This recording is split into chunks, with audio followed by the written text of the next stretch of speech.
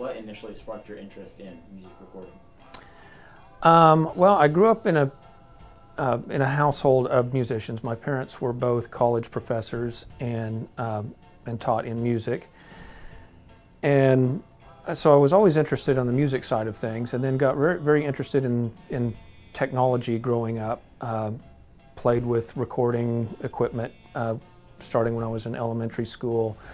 Got into hi-fi stereo equipment when I was in junior high, and it just kind of progressed from there. I was really interested in the technical side of how sound is recorded and produced.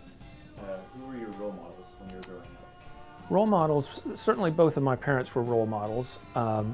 From the standpoint of my interest in recording technology, there was a sound guy at my church that saw that I was really interested in that kind of in kind of the technical stuff, and he spent a lot of time with me showing me how to use equipment, and really invested a lot in kind of developing my interests.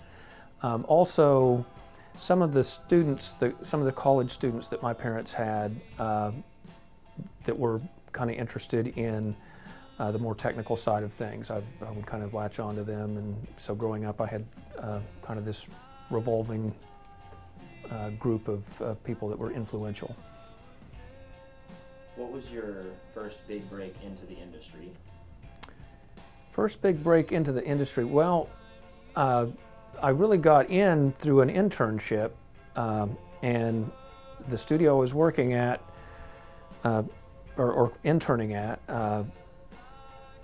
at one point, one of the engineers didn't show up to do a session, and I was there, and suddenly I was running a recording session and got it done, and that led in a short amount of time to being hired on as a tape editor, and I went from there. So. All right, and this was back in the analog days. Yes, this was analog recording, so big 24-track analog tape machines and all the fun stuff. Everything by hand. Mm-hmm. But it was really cool. So. Yeah. What was the job market like in your field once you got out of college? Music business has always been really competitive, and especially getting into, I was really targeting a specific area. I wanted to work in recording studios, and Oklahoma City is a pretty tight market on that. Even now, there's not a lot of big recording studios in Oklahoma City, and then there were probably 4 pretty good sized ones. And so to secure a job there, it really involved spending a lot of time getting to know the right people and making sure that they were aware that I knew what I was doing. But things worked out, and it just kind of went from there. If I had to go another way, what would I have done? Because I like what I did, and so I don't look back and think, oh, maybe I should have done this, or if it hadn't worked out that I could have gotten into recording, I would have probably gone into photography, which is still an area that I'm very interested in and do a lot of work with, but just kind of as a side passion and not professionally. I understand that after your time in tape editing, you went into your own business, in a sense. Mm-hmm.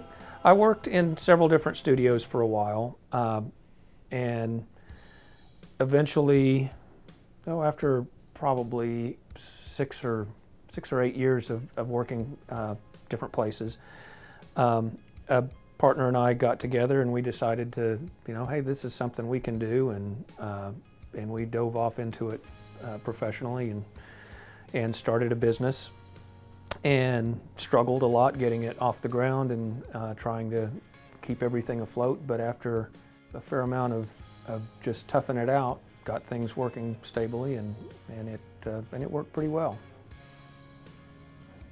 So at what point did you decide that you would like to go into teaching, and why? That's a good question. Had a business that was going reasonably well. Wasn't going to make me a millionaire anytime, but it provided a steady paycheck. It was fun to do. my parents were teachers, and so I'd grown up around teaching, and I really had in my mind that was something I never wanted to do. I was pretty much an introvert. I didn't want to be in front of people. I played piano growing up. I never liked performing. Always wanted to be the person on the other side of the glass in the recording studio that worked kind of with technical matters.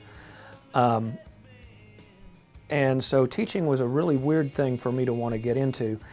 And it really came about as I was driving to work one day. I just got a really strong feeling that I feel like it was a call from God that I needed to pursue teaching and to develop a music business program. And it was one of those kind of weird things where I talked to my dad about it, and he says, well, if you feel like that's a call from God, you need to investigate that further and test it and see that it's real.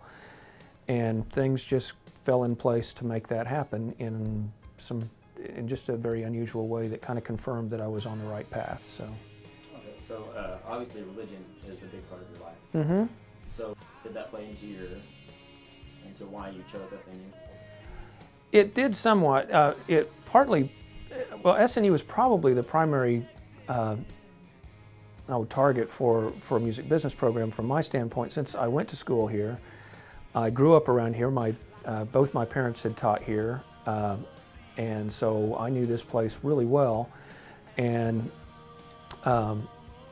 it was a place I also knew that they had a kind of what was being called a music business program, but really I knew that they weren't happy with it, and so I felt like this is a good opportunity for me to offer some changes in the curriculum and develop it into something that really had some substance.